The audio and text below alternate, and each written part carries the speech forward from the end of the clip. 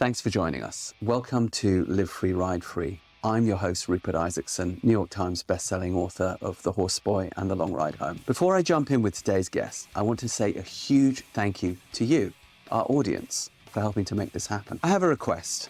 If you like what we do here, please give it a thumbs up, like, subscribe, tell a friend. It really, really helps us to make the progress. To find out about our certification courses, online video libraries, books, and other courses, please go to rupertisaacson.com. So now let's jump in. Welcome back, lads. I've got an old friend here. I've got Rejane D'Espirac.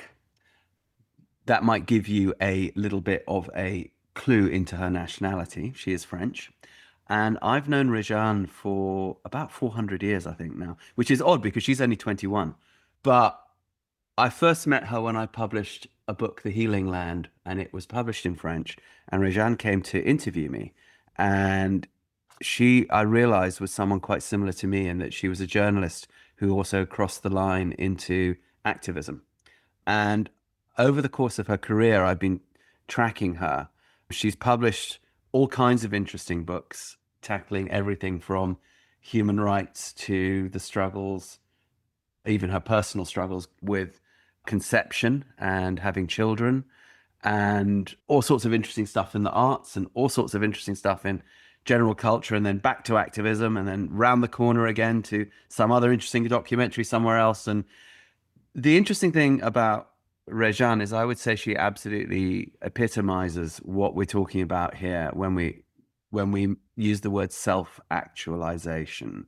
This is somebody who has lived life on her own terms, still does, and absolutely we can learn a lot from how she does it, even if she doesn't quite know. I think it might be a bit of a magic thing, but let's see.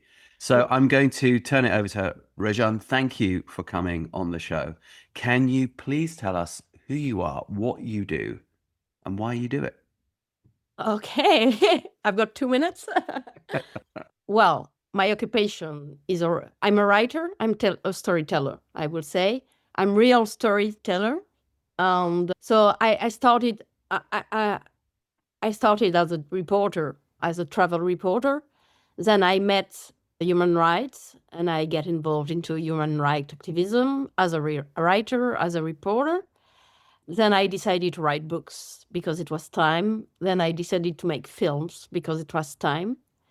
But then, yes, someone told me that my best talent is to be upset by things and to be moved by things.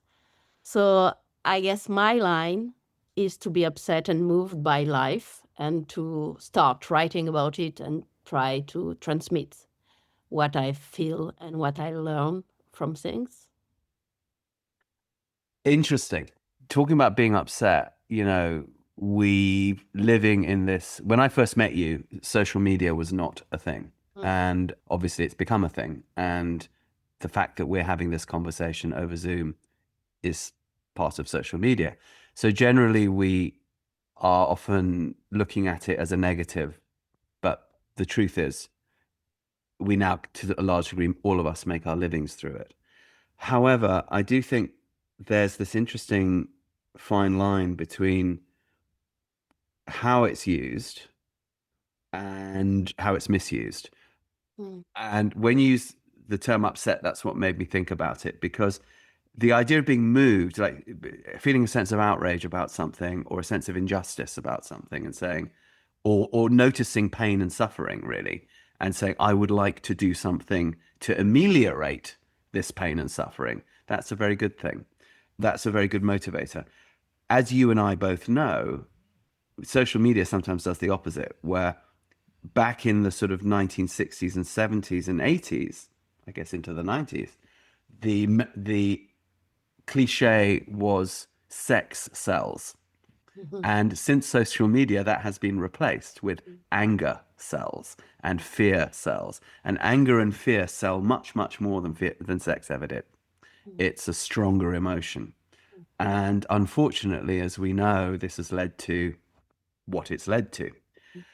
So when you say, that feeling of being upset by things, I know that you mean it in the traditional Yeah, way. of course. Yes. Yeah.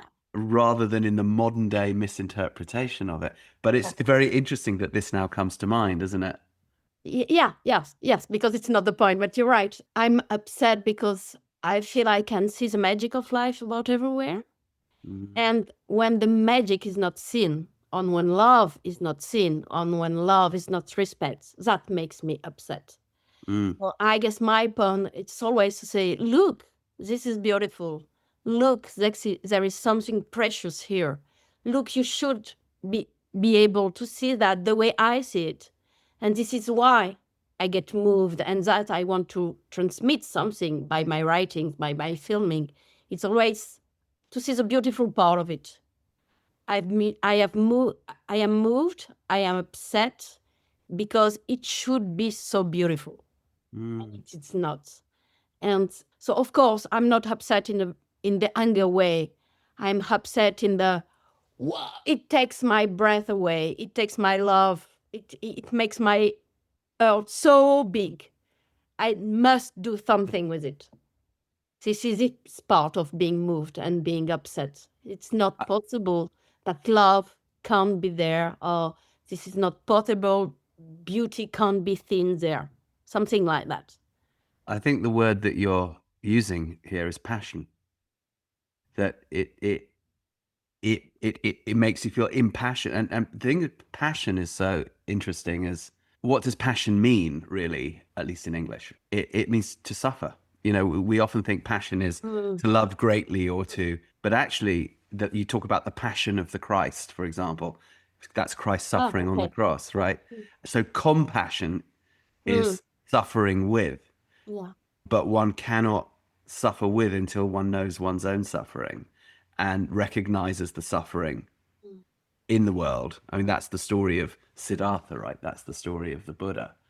And it seems to me in your work, that's exactly what I recognized. It's like Rejane goes out into the world. She's like the young Buddha goes out into the world from the palace, and then she notices, hey, hold on, there's people starving over there. That's not right. And look, there's a bloke over there having to do a poo in the middle of the street because he's got no toilet. And there's a lady over there having to give birth on the street because she's got no bed. And hold on a second, what's all this malarkey? You know, what can we do about this? And Yeah, then off you go, right? And then you're you right. tell a beautiful I guess story. it's part of it, but there is another dimension. Go on. It's people who do something to go against. I mean, I'm very moved by people who do things, Mm, people who get involved, like you. That's why I guess these links we have for 400 euros is still mm, there, because I'm very moved by all you created. mm, And it's not only says, okay, that's not fair. mm. There's oh, what's the solution? What can we do very pragmatically to better something, even a little bit? Mm. I'm very moved by people who do stuff. And for example, my latest documentary film about Bhopal people, it's not only about Bhopal situation. It's about a free clinic in the contaminated zone that helps people through yoga and Ayurveda, where allopathy medicine doesn't work anymore. It's not only say, oh, poor people. It's okay. Even there are people who are able to create solutions that helps people. Okay, talk to us about this film. So this film is called Bhopal. It's called Sambhavna. Sambhavna is the name of the free clinic, and it means possibility. Sambhatna. All right. What's it about? What Oh, is this Bhopal thing? Tell us the okay. story. So you can't remember, young girl. 40 years ago, the city of Bhopal in India, in the middle of India, has been the victim of the worst industrial disaster in the world. Okay. It What was happened? a pesticide factory belonging to an American company called Union Carbide at this time. It's Dow Chemical now. And there was a huge leak of a very, very, very, very toxic gas during a cold night. And the gas spread all around the city, and it killed like 8,000 people during the night. Okay. And at the end, it killed 25,000 people. But then 600,000 people stayed with chronic disease because of the gas. And and so people still live with chronic disease because what happened 40 years ago. And the factory closed, but the field has never been decontaminated. So people living there are still victim of toxic groundwater and toxic fields, and so children are still are still born with chronic disease and malformations and cerebral palsy and all this kind of stuff.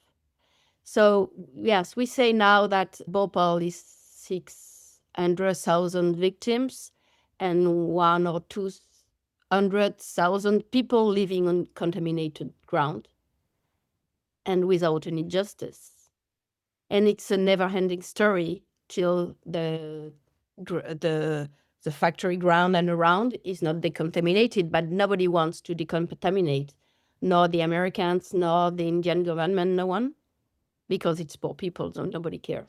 How did you come across this story? Now that you've reminded me, I do remember reading about it, but of course I didn't ever read about the true scale Yes, because we of can it. remember, some of us Yeah. can remember what happened 40 years ago, but we think it's the end of the story, but it's just the beginning of the story. Right, because unlike, say, Chernobyl, where Mhm, they just moved everybody out, mhm, they couldn't move everyone out of an Indian city, right? mm, Also, India doesn't operate that way, as I know, because I've lived in India. You've lived mm. in India. Yeah, India, India has Yeah, its own well, rules. that it's How did you get you've got involved in this political story? issues, caste issues, you've got all of that. Yeah, Yeah. mix. So how did you get Political involved? issues. Yeah. Oh, through a writer. So I know our writers can be powerful. Mm, Like it was like 15 years ago, an English book called Animals People has been published in French. And the same press rep that asked me to meet you, in fact, he okay. asked me to meet this English writer. And the guy is called Indra Sina. And I met Indra in Paris. And so I read the book, It's About Bhopal. And I met the guy and we talked. And, this kind of, okay, we are connected. I don't know it which way. I don't know when. I don't know where. But I'm going to do something about this story. And he told me about the free clinic because he was part of it. And he helped. At that time, he was creative director in a huge London agency. And he created the ad in English newspapers that helped the clinic to get the money for the clinic to be built. So he was involved. And so Indra told me about Bhopal. He told me that the disaster was still on. And he told me about these people trying to help people through traditional medicine because it was free or costless. And allopathic medicine doesn't work anymore for them because they're taking like kilos and kilos of medicine for years. So at the time it doesn't work anymore, or it creates Mm. new kind of problems. And so he told me about that like 15 years ago. And at that time I knew I will go. I would go. I didn't know where, when, but I knew I was part of the story. And in 2009, it was time.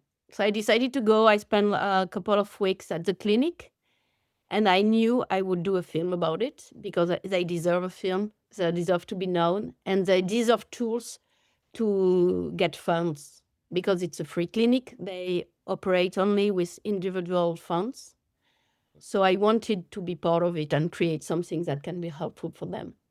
So tell me, It was meetings, my life, it's always about meetings and things I didn't know about, but I recognize them. This is one of my talents. I recognized. At what time I say, okay, this is part of my life too. I need to go further. yeah, it's interesting what you say. I think all of my, just like you, all of my significant work or Mm. anything in my life, actually, it's all about meetings and conversations. And it does show, people call us Homo sapiens sapiens, the thinking ape. But I always thought that that's actually not a very good description for us because that anything with a brain thinks, right? So there's lots of things out there with brains, and some things have quite a few brains, like octopuses. what makes us unique is the larynx. We talk, we speak. We're the speaking ape. We're the storytelling ape. That's our thing. And it's through stories, and stories come through meetings. You can't get a story unless you meet. You can do it virtually. You can meet a story in a book.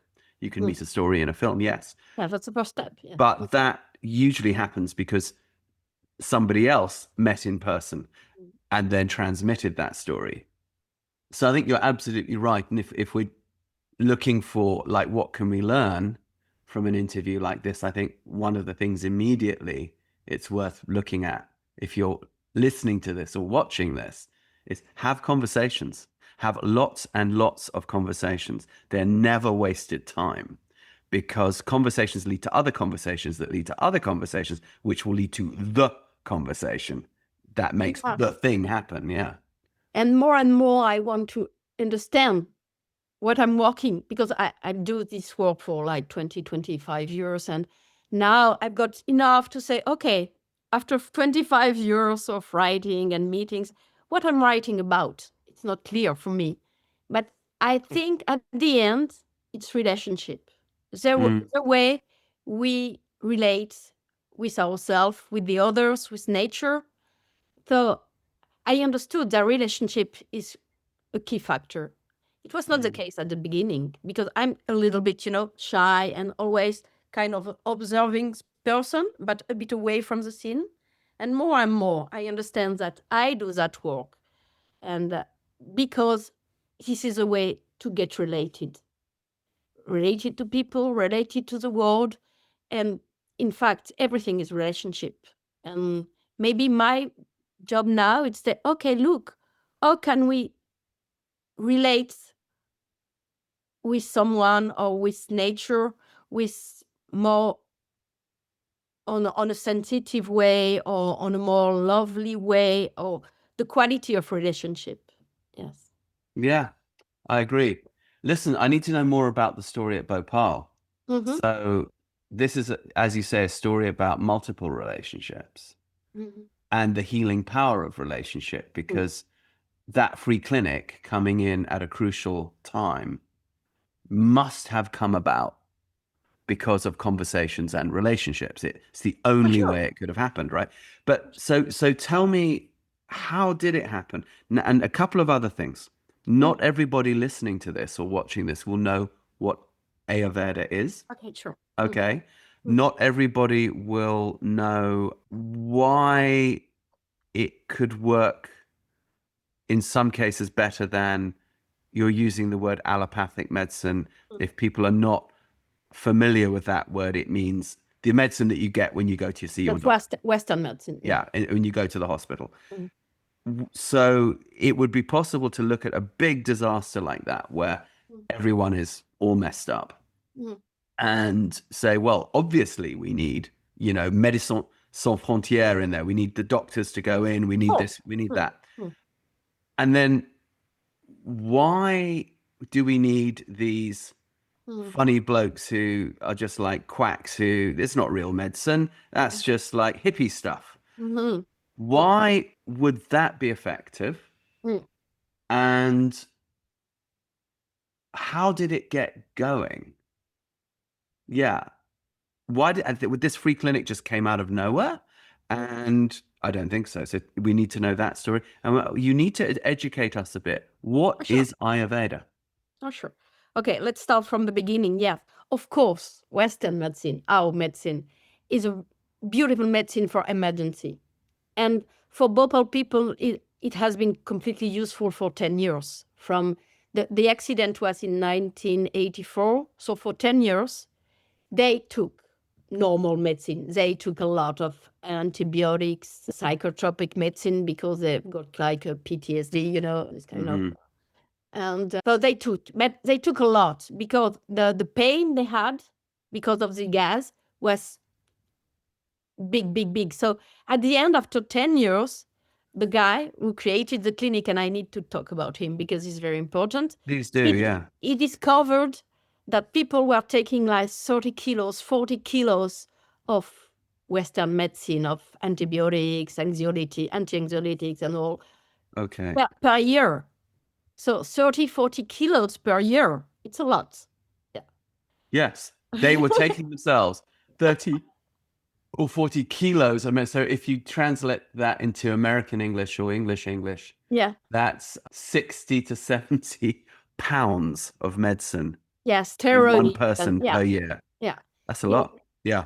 Because they've got breathing disorders, they've got any kind of pain you can imagine, they've got. And Okay. especially with respiratory organs, because they have been affected by a very, very toxic gas. So yes, but at the end, after 10 years of taking kilos and kilos of medicine, it creates, I don't know how to say that in English, kind of, your body is getting used, so it's not effective anymore.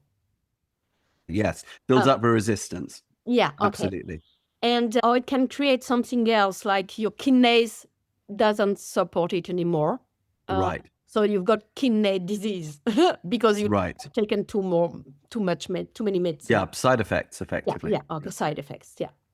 So this guy, so let's talk about this guy. His name is Satyu Sarangi, and the specific part about this guy is not from Bhopal. And he's an Indian, he's from the upper caste in India, he's a Brahmin. Mm-hmm. And he was preparing a PhD in engineering when Bhopal happened. But he was quite an activist already, and he was helping farmers in the place where he was living. So he decided to take a train to Bhopal the day after the disaster. I guess he's the only guy in the planet to take a train to a disaster place after the disaster. Okay. So he came there to give an help. He didn't know how, but as he was very educated and very clever, he started to organize the rights of the victims and to try to help them on this way, and more specifically about the health rights. What can be done to save them? And so he get involved, and he never left. Okay. Living in Bhopal for 40 years, and he never left. So he was involved, and 10 years after the disaster, he discovered people were taking so many medicine and it was not effective anymore. So he went to see the medical authorities and says, okay, what's next? What can we do now? And doctor says, we can't do anything more. It's over. We can't do more. But this is a kind of guy, you know, this kind of guy, you can't say that you can't do anything else. It's over. So he starts singing, and he's from a Brahmin family where plant medicine is quite well known. And in his family, his father was a yoga practitioner, and his mother and grandmother were very educated with plant medicine. So he knew. So he decided to make a test. So he tried with a few victims, and then he decided to send them to 4 victims, 2 children, 2 adults. He sent them to Kerala, which is a state in India, the southwest of India, which is specialized in what is called Ayurveda. And Ayurveda is one of Indian traditional medicine. And it's mostly based on detoxification procedures. So it's a detox process. And detox through plants and any kind of detox procedures like massage or steaming and stuff like that. And so they tried, and he discovered when the 4 victims came back from Kerala for 1 month after, their situation was quite better. So he decided to create a clinic from scratch with this nutrition. And also because at that time he's been involved in a manifestation and he has been beaten by police, very badly beaten. And he went to the hospital just to get a checkup and to be able to sue the police because of what happened. And the doctor said, so, okay, you are badly injured and you have to stay for 1 month in the hospital and you will have side effects. But he was building the clinic so he decided not to stay at the hospital. And the people at the clinic said, okay, we're gonna prepare something with curcuma and aloe vera and cook it for you, and you will have to pass it on your body for 10 days, and you will see. And after 10 days, he was better. So I said, okay, there is something. I should go. And for yoga, he had this little bit of knowledge from his childhood, but he went to Bihar to know more, to meet some yoga teachers, really advanced yoga teachers, and to understand how yoga can be a therapy, not on the leisure part, more on the very specifically part of helping people from disease with yoga. And he came back with the knowledge, and he created the clinic from scratch. And from 30 years now, they're documenting what they're doing. So they've got proof, and they have published articles in science magazines and all. And so they can explain, these people are full of chemicals because of the gas, because of the DNA of people have been damaged. So the new generations are sick too and whatever. So these people are full of chemicals. So giving them more chemicals is it's not it's pointless. So the idea with Ayurveda, which is most of all detoxification procedures, is to detox them from all the chemicals they have inside. And it works also for emotional parts, because most of them, the survivors, they are still very shocked about what happened. And they lost a lot. So they lost their jobs, they lost their relatives, they've lost a lot. And they lost their health. So, and without any compensation, well, what they received from the American company is $500 per person. Yes, for life, not for that's it. Take 500. I was just, while you were talking, Yeah. I was just doing a little Google on the thing, and seeing how little accountability, of course, there was. I've got some interesting questions here. Yeah. Okay, the first thing is, even though this was largely a disaster that negatively affected mostly poor and lower middle class people, there must have been a certain number of wealthy and upper class people affected by it too. And if not, why not? Okay. Was it because the gas only settled in certain areas, low-lying areas, and all the rich people are up on the hill? Is that why? Exactly. Yes. That's because, in America, there's a lot of not dissimilar type of things that happen. And usually the people that get affected are low-income people who are living in low altitude, low-lying areas. And it frequently doesn't get the bosses, the company bosses, because they live on a hill and there's wind. Okay. So that was one question. The second question is, I know something about detox and what in the autism world we call chelation, because when my son was going through his most difficult period with autism, he had a lot of heavy metals in his body that we had to get out. And he lacked a naturally produced chemical called glutathione. And in fact, a lot of people with autism do lack or have an impaired ability to make glutathione.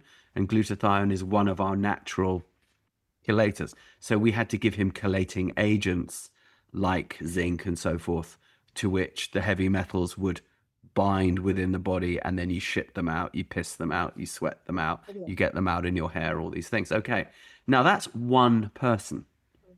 How do you do that with hundreds of thousands of people from one clinic? That's going to take several forests worths of plants, right?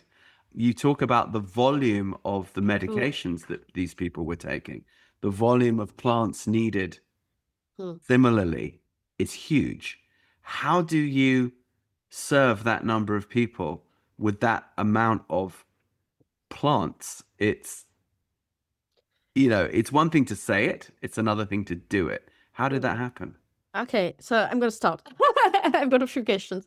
First, I finish with what I've created. We talk about Ayurveda, as you told. Okay. Yes. And yoga is the second part, because yoga boosts their immune system. They've got very low immune system, and that's why they keep being sick and sick and sick. because the gas and the effects of the gas has lower their immune system. And so yoga helps them to boost the immune system. So it's both parts. It goes together. All yogas or certain forms of yoga? It's very simple yogas. It's only a few, they do like a few asanas, but very few. Some breathing process because they've got some these breathing problems, and a little bit of relaxation. But these guys, they're mostly Muslim. They have no knowledge of, yoga and Ayurveda is Brahman things. This is a Hindu thing, right? Not a Muslim thing. Normal Indian people, I mean low-class Indian people, they don't know nothing about life. We see is a part of cultural Indian culture, but it's not in a way. I agree. So yeah, it's for the upper classes. It's not for the lower classes. It's Muslim and low-caste Hindu people. They arrive at the clinic, they know nothing about Ayurveda, they know nothing about yoga. And most of them now, and mostly women, they are, with all this kind of stuff. And And so the yoga therapist has to go very slow. So she only gives 2-3 asanas, movements to practice at home or at the clinic. And 2 weeks after, people come back and she can just, okay, you manage, so we can do something else. But it's very simple yoga. It's just to create an habit to take care of yourself so we can go back to care. Because at the clinic, it works because of yoga, because of Ayurveda, but it works mostly because of care. These people have been completely abandoned. You have been completely, your life has been completely broken by gas, but nobody cares. Okay, farewell. And at the clinic, they care. And it's almost 50% of treatment. It's just being listened. And to answer your question about plants, first thing they created, it's a garden. So for me, as a documentary maker, you've got something very visual. We are 500 meters from the factory, which is still there. This rotten factory. And 500 meters far from there, you've got a garden. And a garden of plant medicines and medical plants. And so they've got their own garden and they created their own medicine. And they've got a little factory of creating Ayurvedic medicine there. So this is the way they manage to give plants to people because they cultivate plants. Indeed, but this is a lot of people. This is not one neighborhood. This is... Yeah, but you've got the 600,000 people. It's the number of victims at the war for 40 years. Now we can consider there are like 100,000 people who are concerned. And the people you can help, and people with chronic disease, they come to the clinic, and at the clinic they say they follow like 30,000 people in a way, well, for 30 years. So at the clinic every day they can see like 60 people, 100 people a day. I'm still really impressed that a garden can scale to that degree. It shows how much can be done with small resources, really. They do. They do with small resources. They have no choice, Yeah. And then you've got 1 yoga therapist, 2 Ayurvedic doctors. They are not against allopathy. You have an allopathic doctor coming too. And they used to have other stuff, but because of cost, they have to reduce their...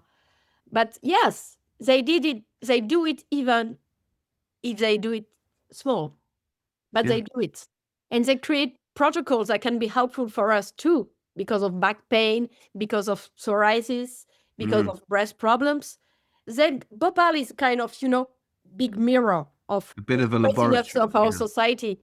But it's what I'm just writing a book will be published next year about Bhopal today. And in a way, it's not about Bhopal, it's about all of us, living in contaminated zone on another level. But this is just a thinking about what will help us in the future if we have to live in this kind of contaminated zone. And the answer is care. and being Here's a together. couple of questions then about yourself. You obviously have spent quite a lot of time in Bhopal, yeah? Yeah. How do you stay healthy? Because you're breathing in and drink, Yeah, but breathing is okay. I don't live there, so I don't drink the contaminated water. I can, you are to some degree eating foods from the area? yeah, but it's okay. And Mhm. I don't live for years. The problem is people living there day after day for 10 years, 20 years, 30 years, 40 years. But my question was going to be, have you taken practices from being in Bhopal that were perhaps self-care detox to look after yourself while being in Bhopal, and now you use those now that you're living in Hmm. polluted old Paris? Or yeah, did you do stuff there to keep yourself healthy that you've now brought home, basically? And Uh, what tips can you give us? I guess what I learned, I didn't learn it from Bhopal, because yoga and Ayurveda came to my life earlier for Hmm. other reasons, but I learned a lot from them. And I would say it's a holistic approach. It's in a way, I learned that everything is healing, and most of all, the quality of relationship we have to everything, to what we eat, to people we have around us, and the kindness we can put in everything. I think my main lesson from Bhopal is caring for people, and just the way when you listen to people and when you try to understand who he is and why he is like that, you're gonna give him the power to heal himself. And that's what Sambhavna and Bhopal do in a way. Because, as you said, it's a very small clinic and they do with very reduced means and tools. But they give people attention.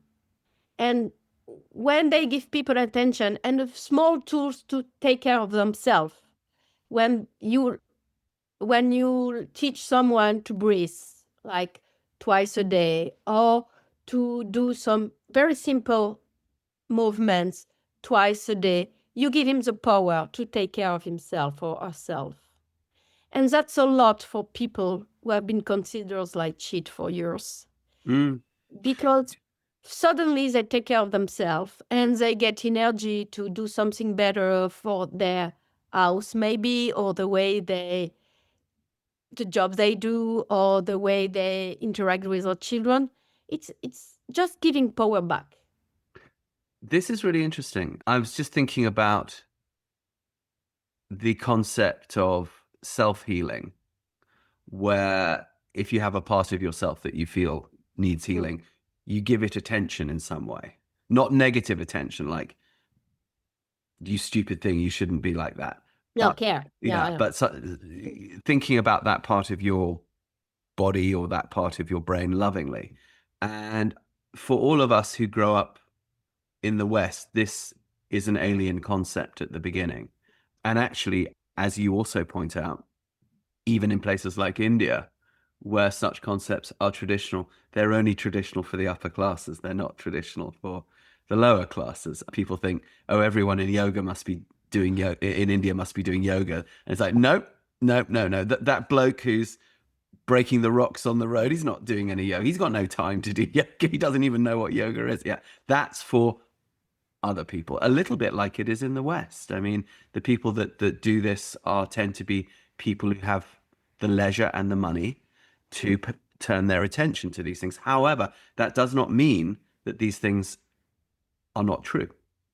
Just like not everyone in the West is a scientist. And most scientists have to come from family backgrounds where there is the money and opportunity to have education. Yes, you get some people who come up from absolutely nothing, but not that many. Most people come from the upper end of the middle class. Okay, so, but what's lovely about this story is that that knowledge is then given back to the people who need it the most, for whom it is alien. But also for us, I think, for me hearing this story, one has one's own reactions. And you have, I remember myself at 10, myself at 20, myself at 30, myself at 40. Yeah. And each time my reaction to something like that would have been different because of my conditioning in my own culture. So in my early adulthood, I would have dismissed something like Ayurveda as, well, that's just a sort of hippie thing, because that's what my parents would have said, right? And then later you go traveling and you spend time in India and you spend time with other people, go, oh, actually, this shit works, right? There's more than one technology out there. Good to know. Okay. Then you go through another thing. By the time you get to the idea that care, Mm. just simple care, could really be the game changer.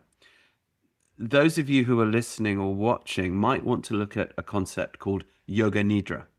Mm. I use it a lot in the middle of the day. One of the things I love about it is I'm a terrible meditator. Like, I've tried to meditate. I just make up stories in my head, and it's just not, it's just not me. And then you have to sit in this uncomfortable, stupid position where your back hurts and then your this hurts. It's like, why? What the fuck?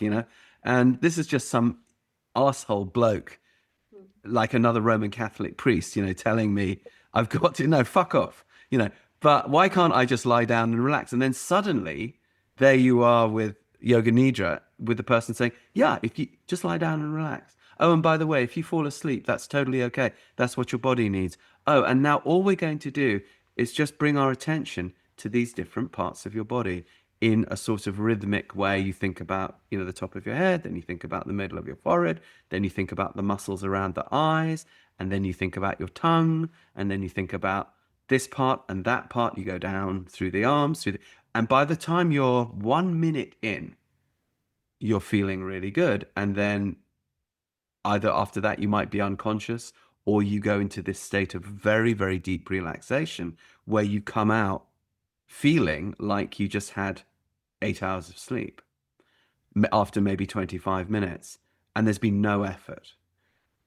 And all one has done is bring attention, care, I suppose, in another word, to first the body as a whole, lie down, relax, and then to these different parts of the body.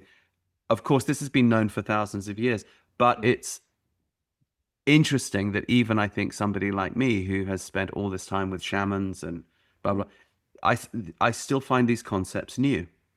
And it's like an endless discovery. It is.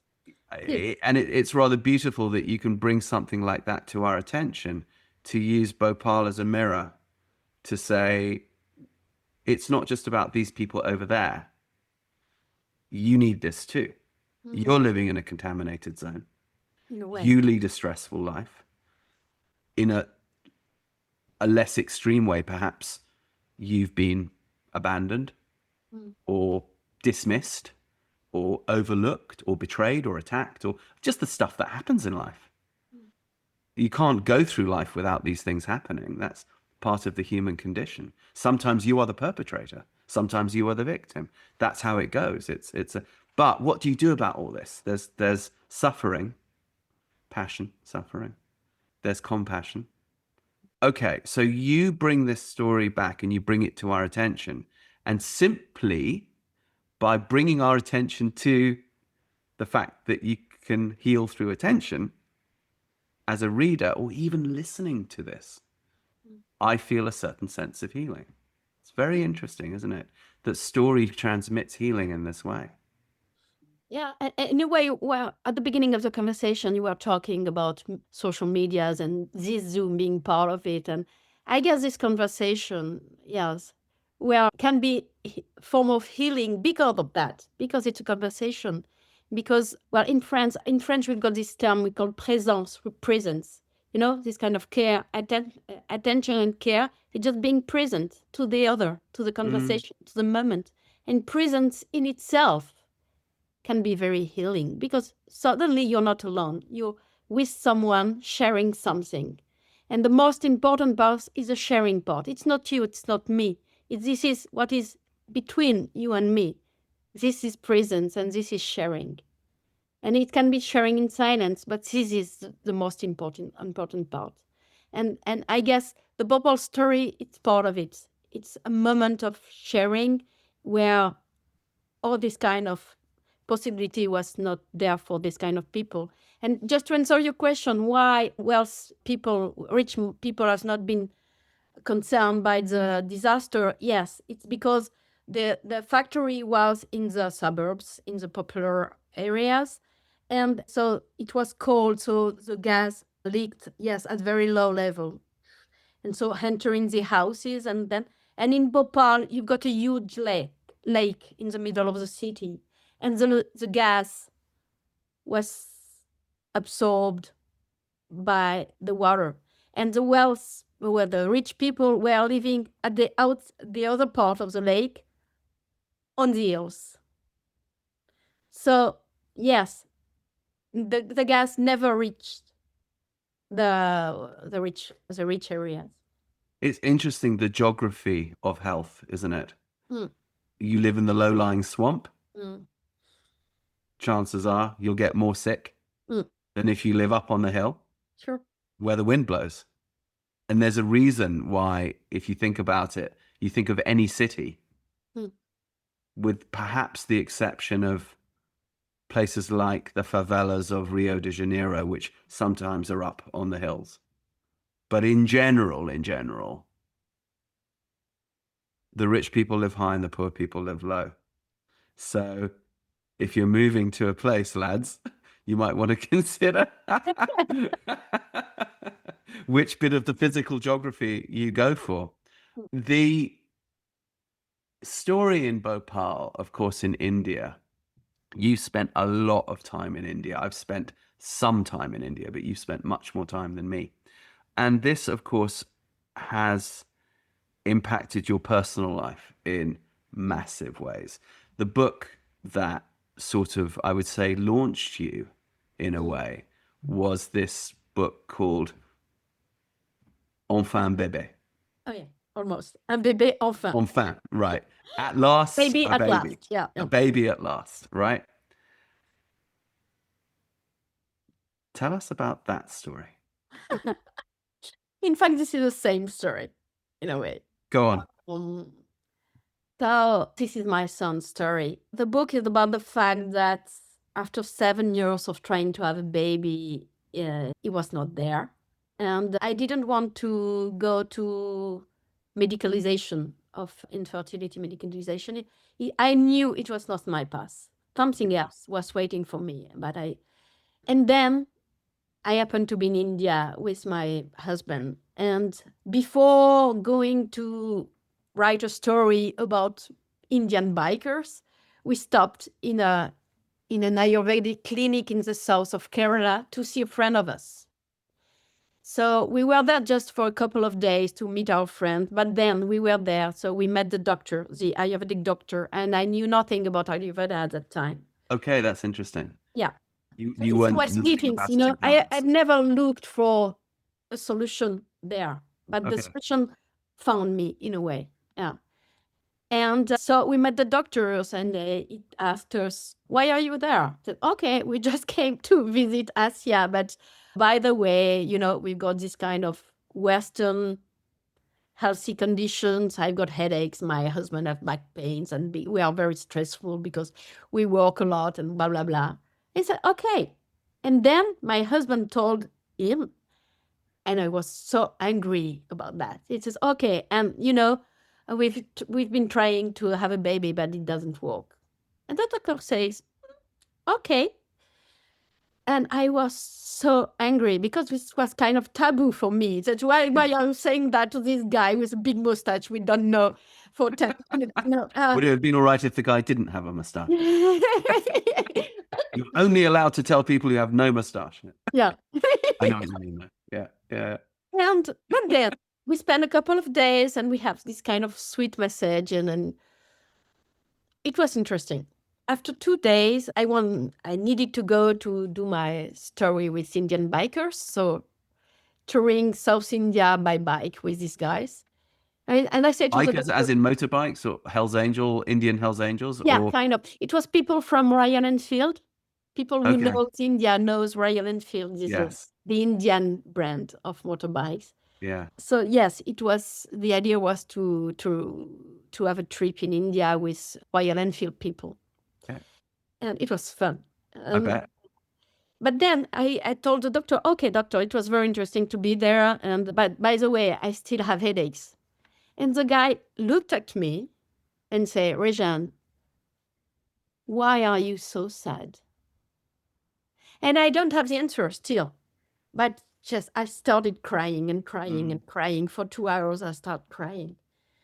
So I decided to go back. After my riding trip, we went back to the clinic for 10 days. And we have like very classical treatments, what they call panchakarma. It's a detox process. But nothing really focused on infertility. But I understood the guy was interesting with the question. And we talked. We talked about love, about couple. We talked about life. And that Ayurveda first, it's a balanced process. The idea for them, it's when you got sick, when you've got something, it's because your energy is imbalanced. So the medicine, the goal of the medicine is first to balance your energy. So after 10 days, I went back to France and I really feel balanced. So I went back to my boss. I was the editor of a magazine at that time. And I went to my boss and said, okay, I'm going to be there 3 months. And the 4th month, I'm not there. I'm going to work part-time. I need time for me. I need to go back to the ground. I need to maybe start something else, but I need time for me. Okay. And slowly, months after months, I realized Ayurveda has changed something. Very subtle. It was not very mechanical, but it was subtle. It was in my energy. I was more alive in a way. And like 6 months. And then we decided to go to see a specialist in France. I said, okay, we have opened this box of having a baby again. So let's be sure. So we went to see a specialist in France. And we had some big analyses about fertility stuff. And after some weeks, the guy told us, you will never have a baby. Don't try a medicalized process. It will not work. If you want a child, adopt. As you know, if you followed any of my work, I'm an autism dad, and we have a whole career before this podcast in helping people with neurodivergence, either who are professionals in the field. Are you a therapist? Are you a caregiver? Are you a parent? Or are you somebody with neurodivergence? When my son, Rowan, was diagnosed with autism in 2004, I really didn't know what to do. So I reached out for mentorship, and I found it through an amazing adult autistic woman who's very famous, Dr. Temple Grandin. And she told me what to do. And it's been working so amazingly for the last 20 years that not only is my son basically independent, but we've helped countless thousands of others reach the same goal, working in schools, working at home, working in therapy settings. If you would like to learn this cutting edge neuroscience-backed approach, it's called Movement Method. You can learn it online. You can learn it very, very simply. It's almost laughably simple. The important thing is to begin. Let yourself be mentored as I was by Dr. Grandin and see what results can follow. Go to this website, newtrailslearning.com. Sign up as a gold member. Take the online Movement Method course. It's in 40 countries. Let us know how it goes for you. We really want to know. We really want to help people like me, people like you out there live their best life, to live free, ride free, see what happens. Why did he say that medically? What was his reason? Oh, because the rates of hormonal rates for him, hormonal rates for me, and the number of stuff The inside. values, the hormonal values. Yeah, and all this kind of very factual, quantitative stuff. It says, okay, now you can be sure, don't go, it's going to be painful and long and useless. So if you want a child, you can adopt. And it was okay for us. Okay, at least we know, and we're going to think about it. But it was in March. And in October or November, after I discovered that I was pregnant completely naturally. Okay. So this is the beginning of the book. So, whoa, okay, what happened? What happened for the diagnosis of Western medicine being so invalid after a few weeks or months? What happened with Ayurveda? What did they open to me? So I started investigation about the link between emotions and body, and and about what we don't know, in fact, about a human being. And maybe we are not only a mechanical process, maybe we are not only a machine, and it's more complex than that. And maybe this kind of traditional medicine, and on not only Ayurveda, but and maybe care, is opting something else and is operating on a different level. And maybe it's time to get it all together on a more holistic approach. Of course, you need to go to Western doctors. Of course, you need to investigate quantitative things about what is wrong in your body. But maybe there is something more qualitative you can work with. And that for the book, so I wanted to, so this is my story and my son's story. And this is also my story as a professional, as a writer, because I wanted to understand what happened. So I start writing a lot about healing and human complexity and maybe consciousness and all this kind of stuff we are made with. So for the book, I went back to the doctor, the French doctor that told me that I would never have a child. And I told him what happened. And he told me that, I'm working with quantity, but I don't work with quality. Maybe if you've got only one egg, and from my point of view, statistically, it's not enough. But if this one egg is of very good quality, it's going to work. But quality is not my stuff. So maybe all this traditional approach or more holistic approach or more emotional approach or spiritual approach, and in shamanism, it's part of it, of course. They're working more on spirits, so on quality of things. That's a really good answer. And it was not the answer I was expecting. Okay. I really like the analogy that the doctor gave there of quality versus quantity. This is a really interesting thing to consider. Why do certain things work against the statistics, against the odds? Is it possible that the quality of the minority thing is so good that it makes up for, well, I think we know that this is true, but it's what is true is we don't look at this scientifically at all, do we?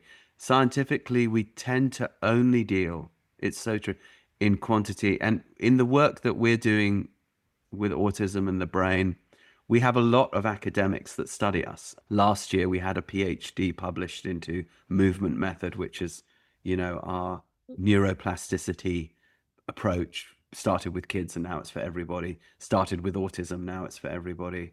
And our equine approaches too. There have been so many studies done now on us, and there's more beginning.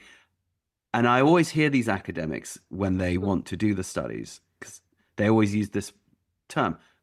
Is it a quantitative study or is it a qualitative study? And I'm like, I don't fucking know. I don't know. It's your job, innit? I mean, I'm just doing the thing. I mean, you tell me. And then they tell me something in academic speech. I'm like, yep, that makes no sense at all. Okay, anyway, I'm going to go do my job. You do yours. But I think what you just said has actually allowed me to understand the difference in a way that I haven't before. So thank you for that.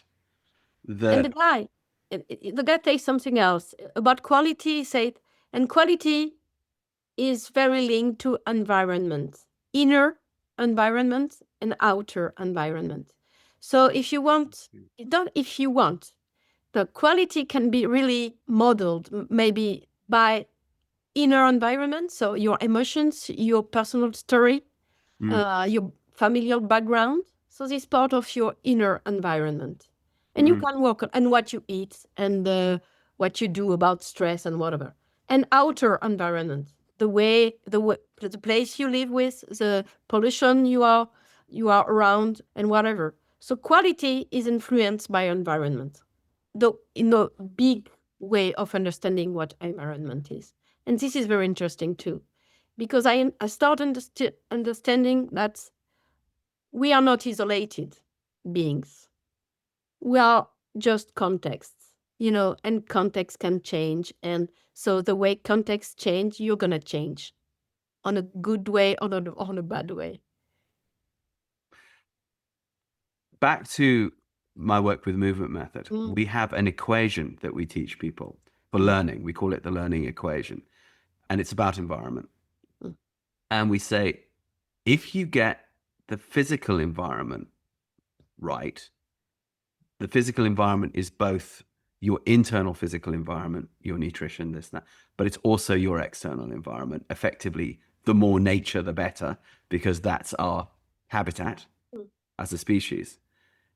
And the right human environment, i.e., hopefully an asshole-free zone when you're trying to learn, because when you are dealing with an unsympathetic person, that the brain perceives that as a threat, then the brain will tell the body to produce cortisol, stress hormone, which blocks learning. That's its job, to get you out of trouble, so you're not thinking. So you need to get that right too. So no assholes and nice physical and internal environment. But then we started to look at that and say, okay, but which of those two is the most important? And we realized it was the human environment, because you can go into the forest with somebody who's horrible and really scary, and all you will learn is to try to run away from that person.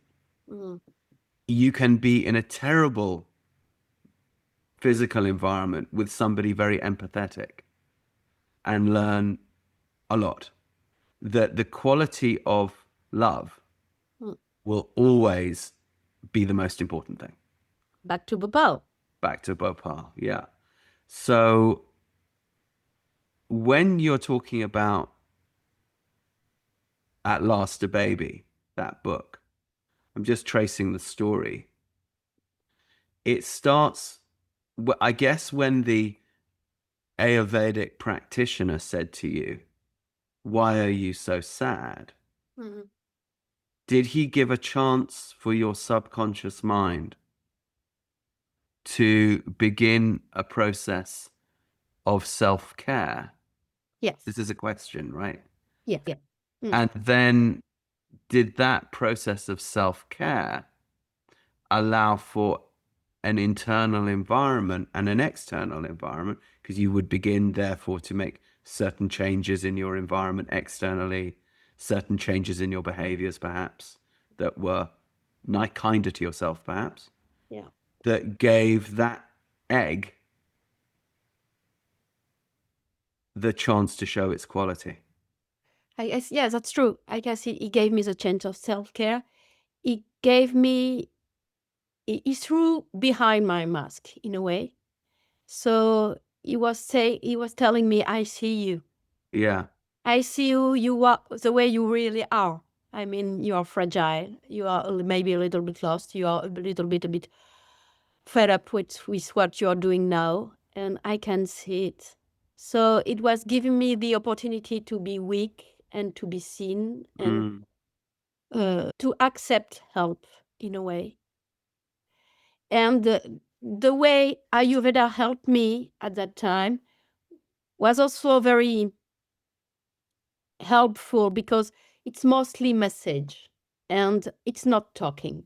It's mostly massage. Massage, yes. Yes, so yes. It's not talking. So in a way, just being, I didn't have to tell my life and to explain my doubts about becoming a mom, and explaining my doubts about this guy in my life, and am I ready to have a child with this guy, and whatever, and blah, blah, blah, and blah, blah, blah. So it was not the point. It says, okay, I see you, and now we're going to touch your body and feel you secure. and make you feel warm and make you feel secure and make you back to this kind of very primal state. And from that, you're going to glow again. So a couple more questions come up. This is Yeah. interesting. So initially you have this negative reaction because your husband says to this man with the mustache. And the reason too, it's funny because, I've spent time in Kerala, and Kerala is Southwest India, where I discovered what Ayurveda is. And I also ended up getting Ayurvedic massage. And this Ayurvedic practitioner had a great big mustache and had me naked on the table with all his students watching while he was explaining, what he was doing. And it felt totally okay. And I remember lying there thinking, why does this feel totally okay? But it does. And the quality of the oils, this was probably true for you. He was going into the forest and he was collecting the plants and creating the oils himself. So the purity of the oils, you could feel it. Just like when you imbibe really good olive oil, as opposed to what you buy in the supermarket. If you have a friend who has a farm who makes olive oil, you can tell the difference immediately. Nobody needs to explain it to you. Or if you drink a wine from your friend's farm that has been done organically and beautiful and blah, blah, blah, no one needs to explain to you the difference. It's clear in the taste. Similarly, the feeling when even the smell of the oils, you could feel the medicinal value immediately. You could feel your own hormones, your endocrine system reacting to this. Yes, yes, yes. However, when a stranger with a big black mustache says something to you like, why are you so sad?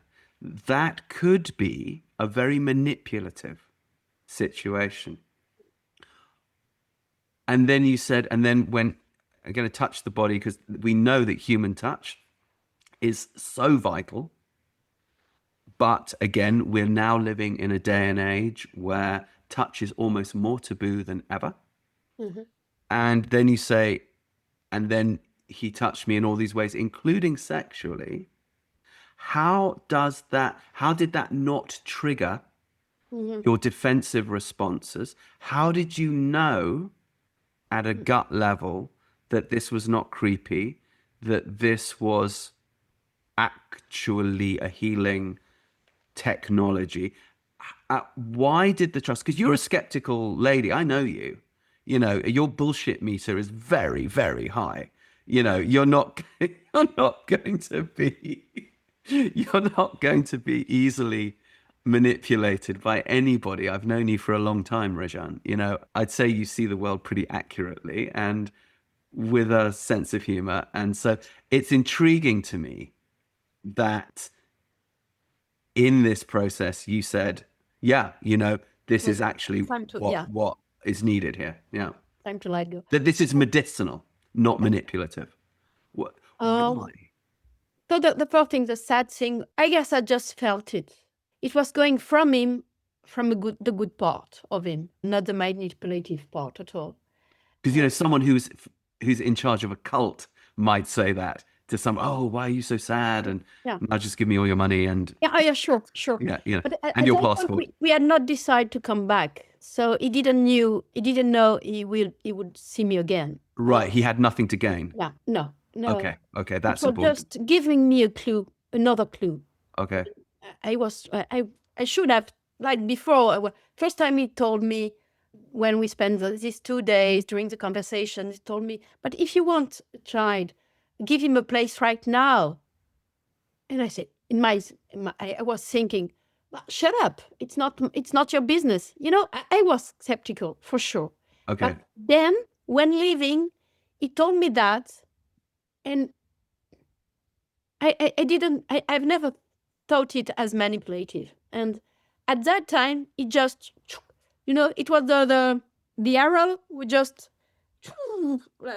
It's gut instinct. Yeah, sure.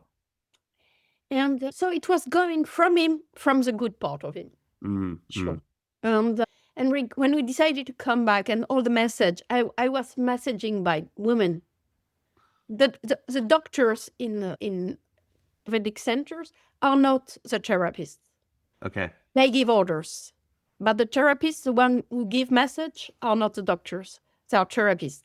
And it's India. So girls are massaged by women and boys are massaged That's a by perfect men. answer. Right. So they were just young girls. So they were in their 20s and they were just applying oils.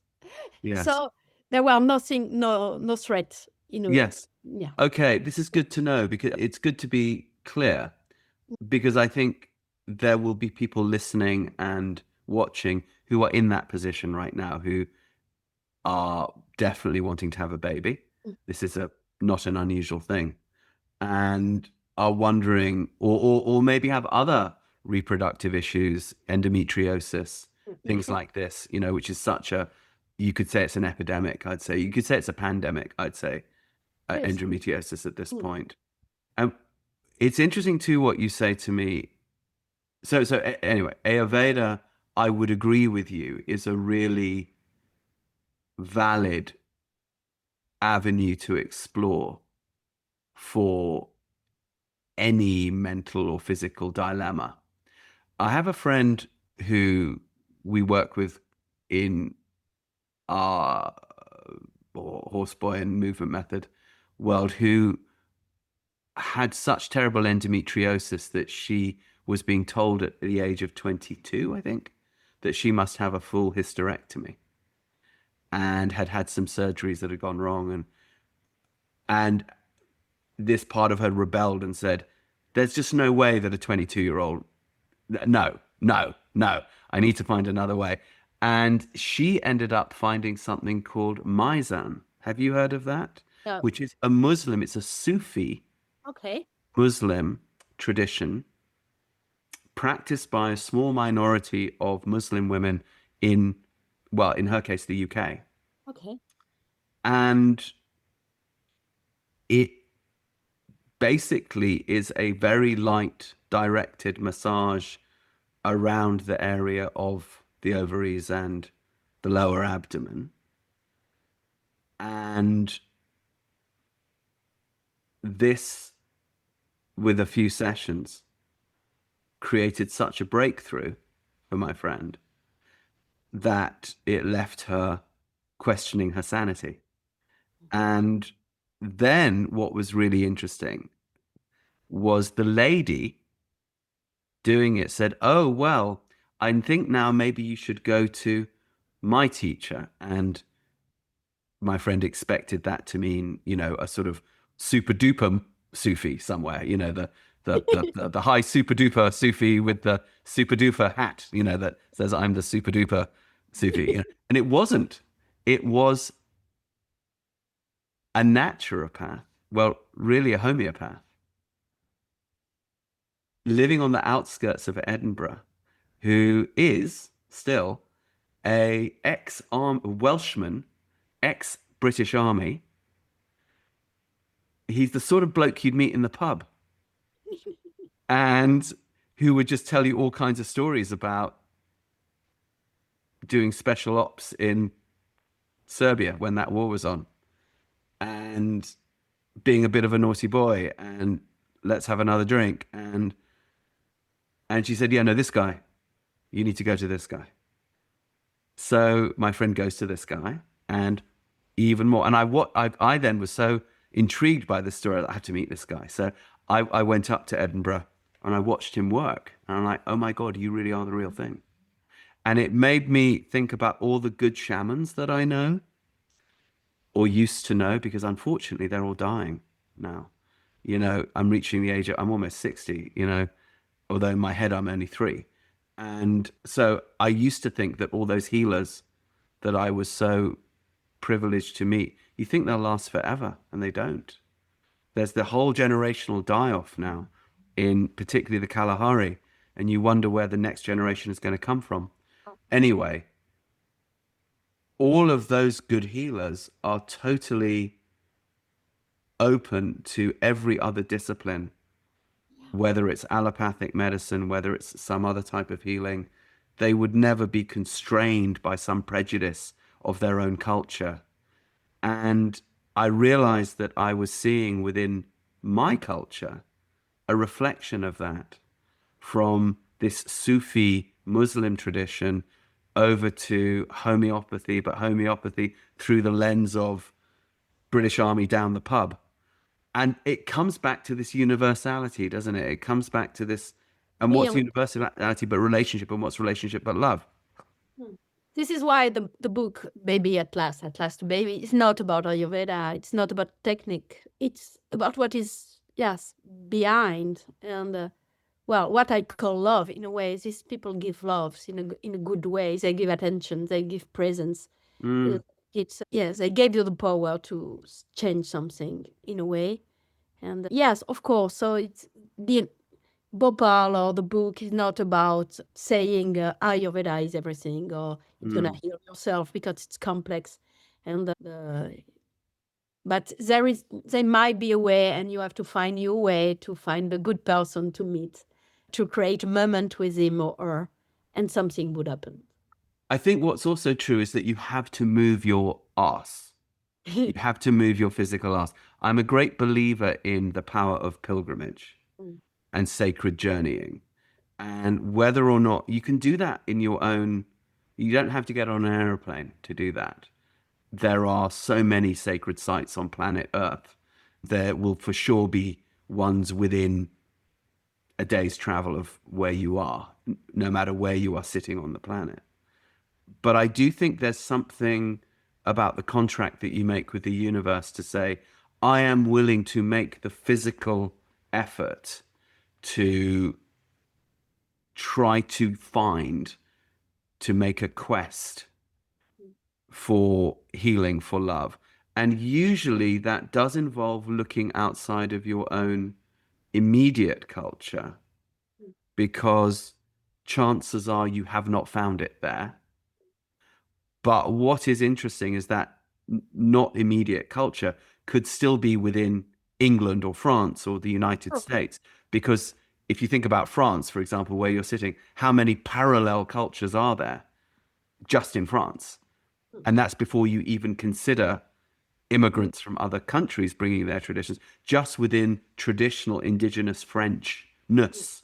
If you think about each region of France and its regional culture, and then within those cultures, the subcultures of the subcultures of the subcultures, you don't have to move geographically very far necessarily, but you do need to move outside of your immediate familiarity zone. That I think is true. The first step is inside, in a way, and Yeah. it's opening a door. And as I say, the Indian doctor maybe helped, because when he said, "Why are you so sad?" He cracked my mask. He opened the door and said, "Okay, just." And this opening a door to be open to something else, and maybe to change your system, your frozen system, it's the first step. Just open the door. And did he expect answers from you to that question, or was it more of a rhetorical question? No. Yeah. And I don't have the answer. I Yes. can't say now, like 15 years after, why I was sad. This is not the point. Well, we talked about, I just said endometriosis seems to be a bit of a pandemic. I do feel that sadness is a pandemic. And I agree with you that most of us do not know actually quite why we are so sad, but I think I do have the answer. I think it's because, obviously I could be wrong because I'm Rupert and I'm often wrong, but in fact I'm mostly wrong. Some people would say always, but let's say there are some small amounts of time where perhaps I'm not as wrong as I might be in other times. Because I've been so lucky to spend time with the sun and the Bushmen in the Kalahari, one thing for sure that I observed is that when human beings live in their original state, which is hunting and gathering, with enough resources around and enough control of the resources, that life is okay. The base state that one observes emotionally is a kind of a quiet happiness. And that also okay, we're living in our natural habitat, we're eating all the stuff we should eat, we have relationship because we're not in competition with each other. Because in that situation, you are the middle of the food chain. Mm. What becomes of paramount importance is that the group stays together. Mm. Because if the group fragments because of conflict, everybody will get eaten by hyenas. That is just going to happen.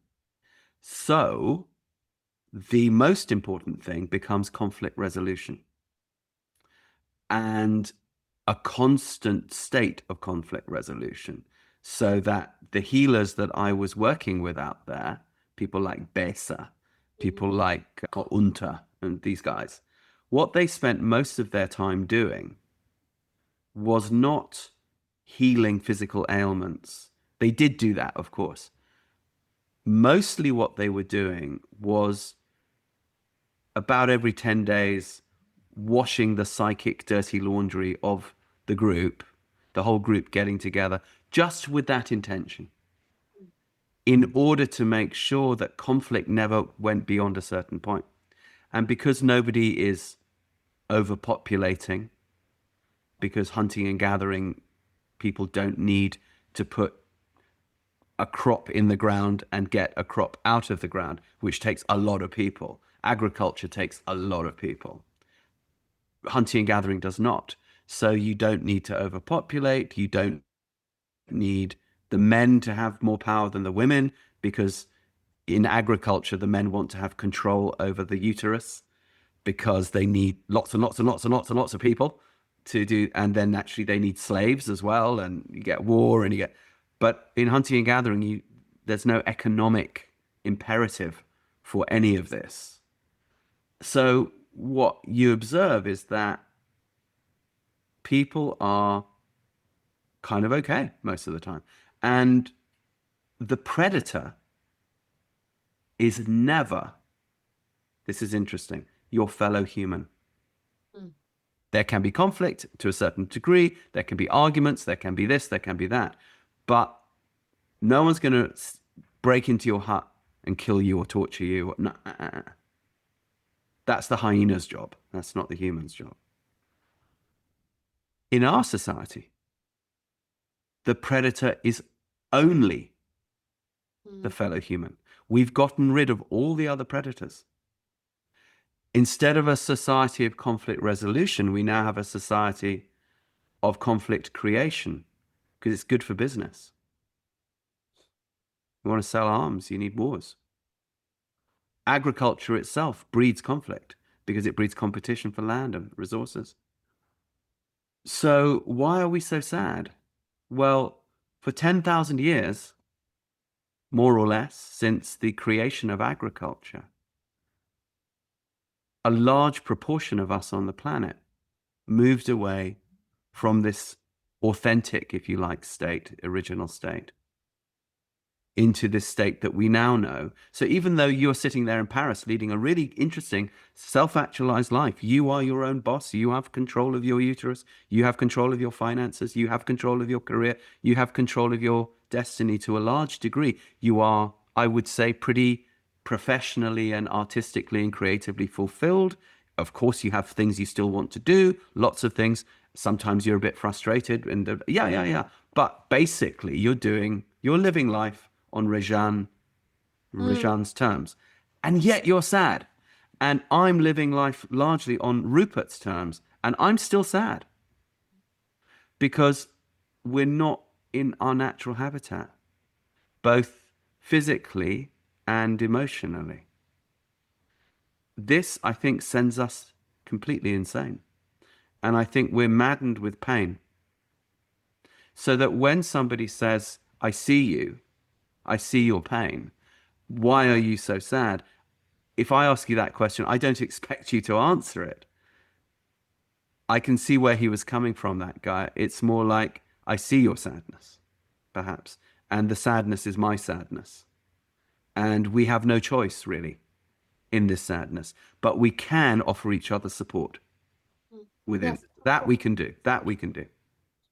Oh, I don't know about well, you answer why you are so sad.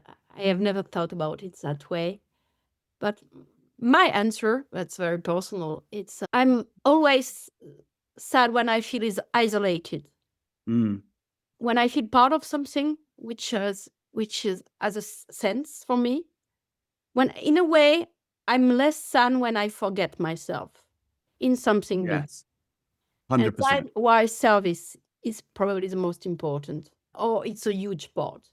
Because if I feel like Rejane controlling her life and doing beautiful things, and it can be satisfying, but I can be sad.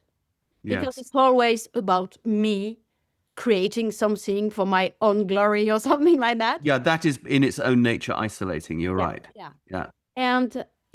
And this is why I so much love to be on the ground, to write a story or to film a story, to feel people I really care of and people I really find amazing. Because in these moments, I am not there. I'm just part of it. I'm just in the scene.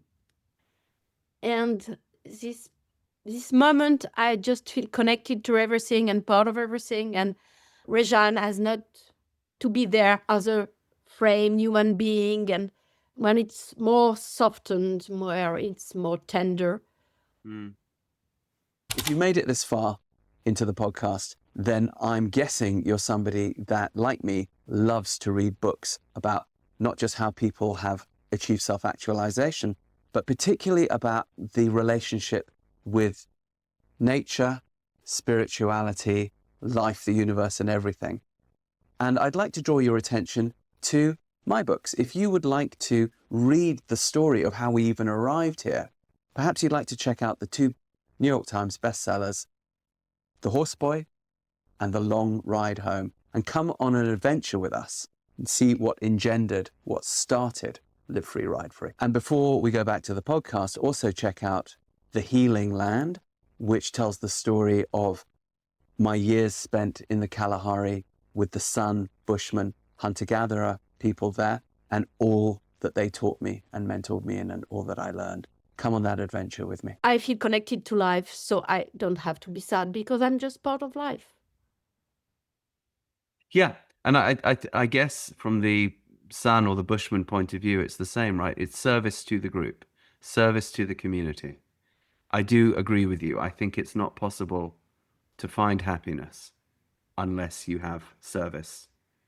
You can maybe, perhaps, early stages of motherhood, for example, can be or fatherhood too, can be very fulfilling because you're very much in service to this other being. And it can be very tricky too, because you are so much in service, so you have to forget yourself. Indeed. I wrote a book about that too. Indeed. About But it's so both. much It's to both at the lose same yourself time, in right? someone else. And I think too that people living in hunting and gathering groups would say that. So because in that life, there are not so many opportunities as there are in our society for acting completely from your own self desire. Mm.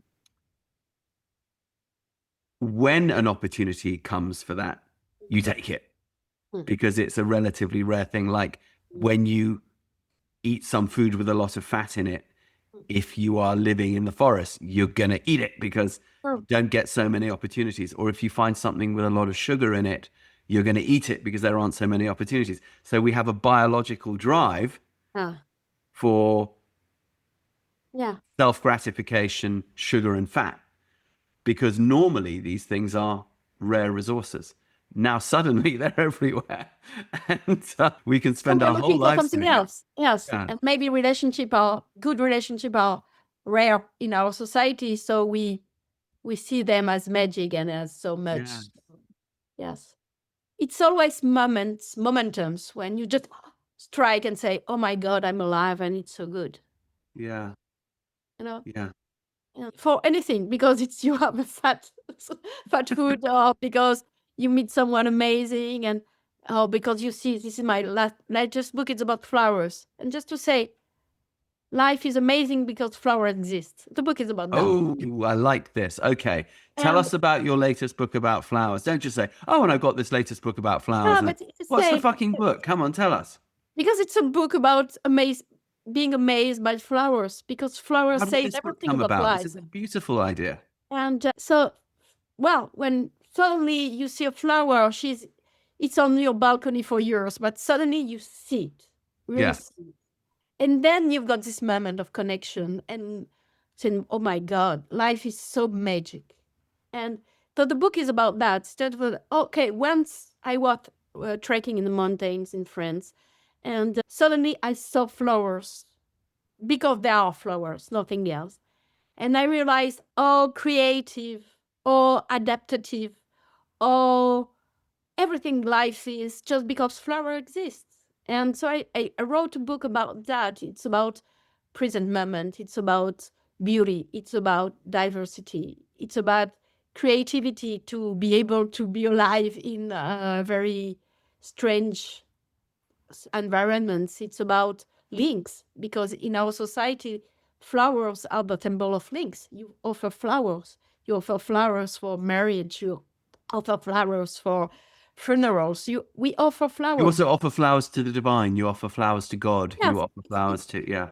it's a symbol of link, the link between worlds, and that's the symbol of True. everything. That's a symbol of life, and so flowers are everywhere. Well, but suddenly you're gonna see a flower. You're gonna really see it, and these moments put us away from sadness, because we can't be sad if we are able to see a flower for what it is. I think you're talking about the process of awe. A-W-E. Absolutely, yes. Yeah.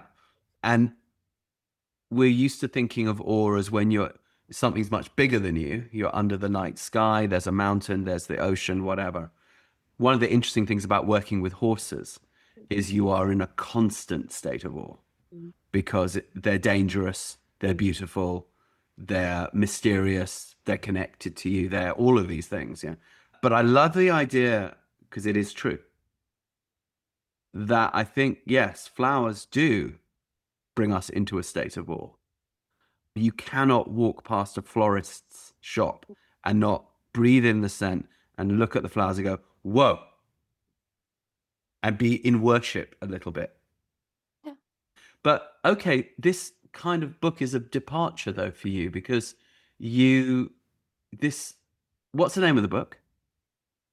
In French first.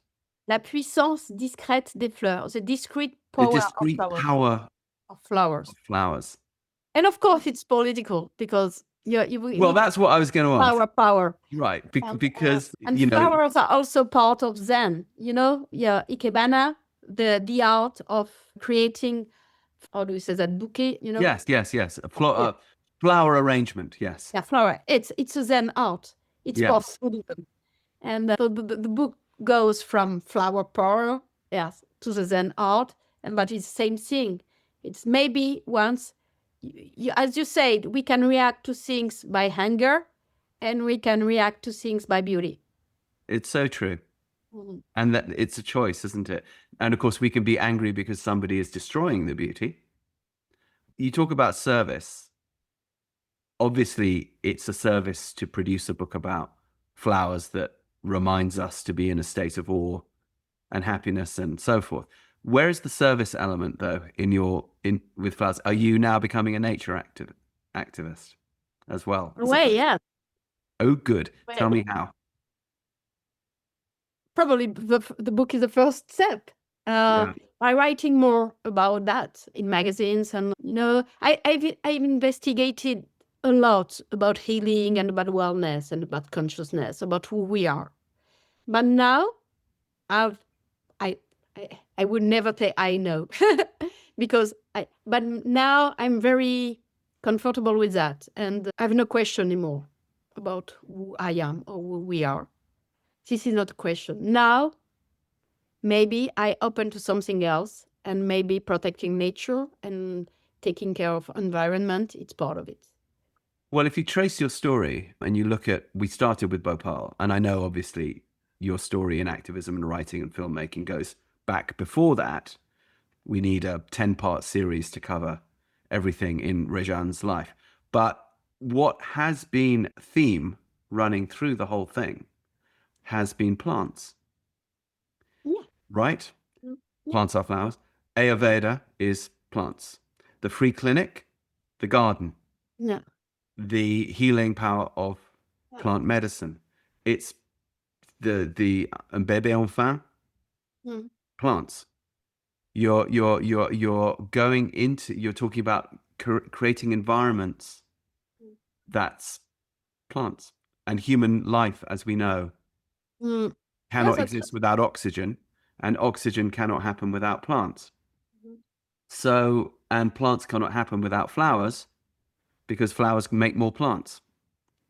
So then we need That's bees. And if life. we need bees, we need that. And if we need them, we need that. And if we need them, and that's lovely for me because, you know, in my world, my activism was also human rights, but it was human rights for land rights. And it was Mm, land rights for hunter-gatherers who look after the land, the plants, on behalf of all of us because they don't exploit them. They know truly how to conserve them. And so we sort of rely on these people as the custodians because we go around destroying the very thing that we need. So if it's very dear to my heart, and actually I just got a phone call.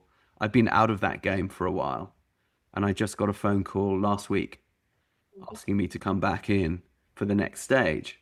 And it's lovely because it means more protecting plants through people, through the people that protect plants. So I'm 100% in agreement with you. And I've always been in love with plants. My earliest memory that I have is of walking in my parents' house garden in London. I think I must have been between 3 and 5.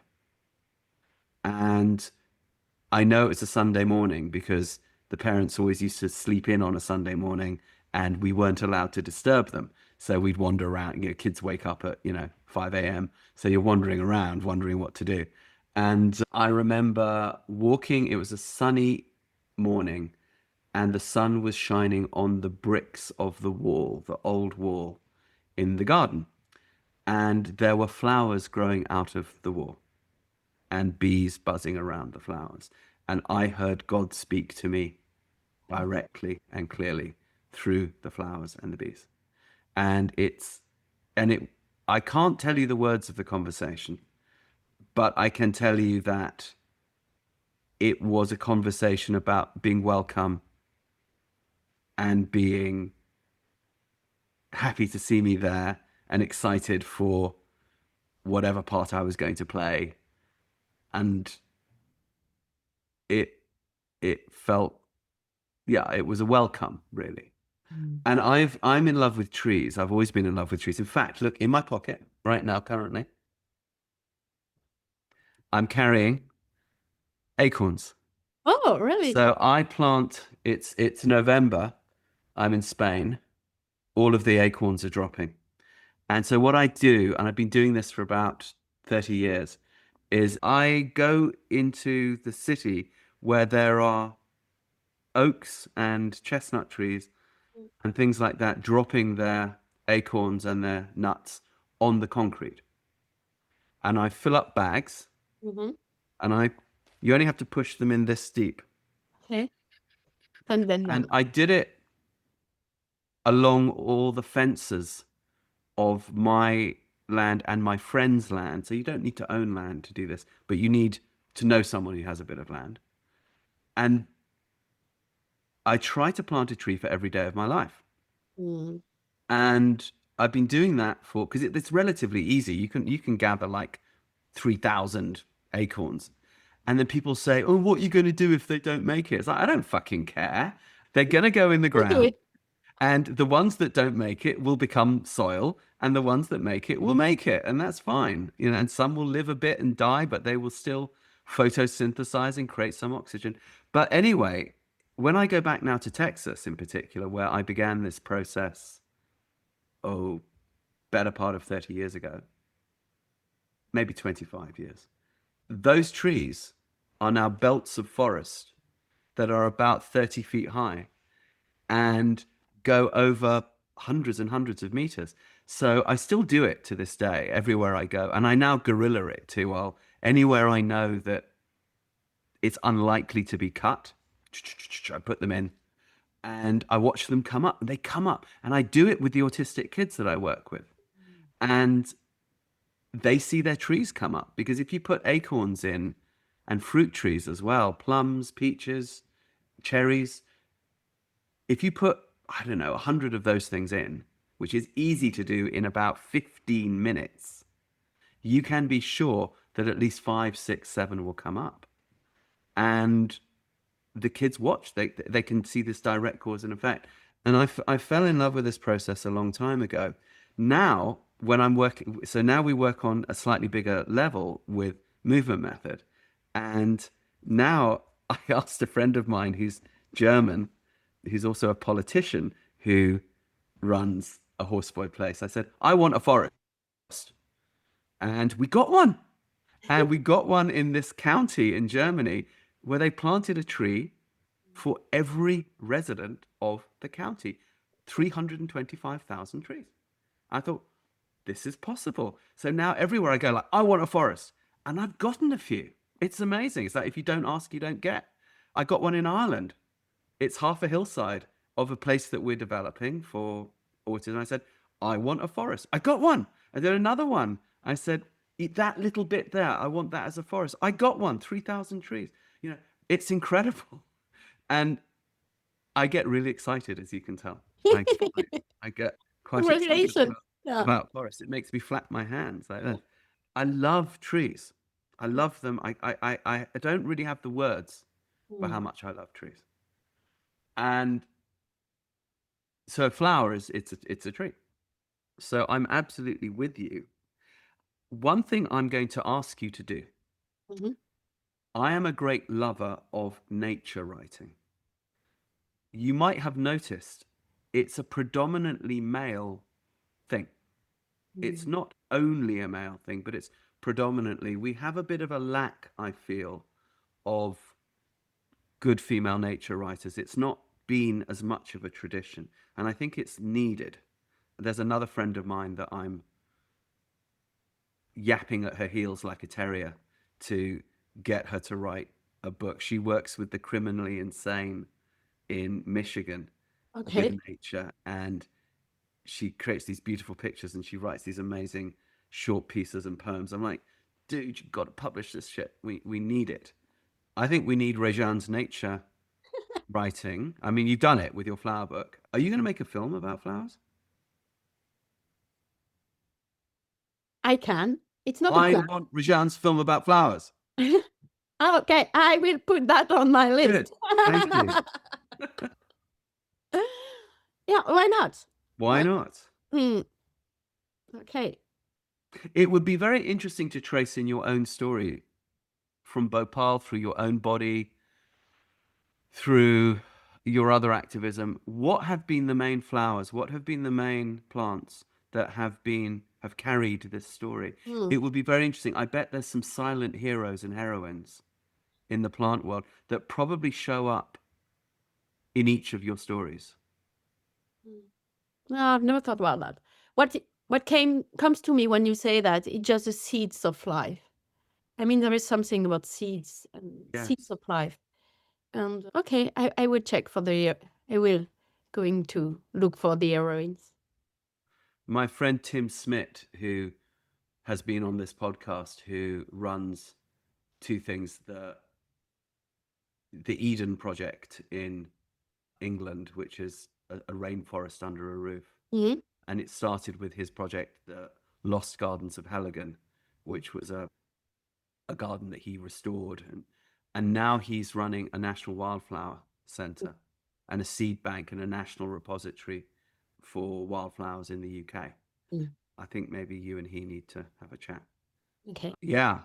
It's interesting, isn't it? Going from this human activism, becoming impassioned and upset as you said at the beginning of this conversation, by suffering, observing suffering, when there could be healing, and then getting involved in the story of healing personally for other people, and now bring it back to what is the process of that healing, the plants and the flowers themselves, and what are their personalities, what's their energy, what's their story.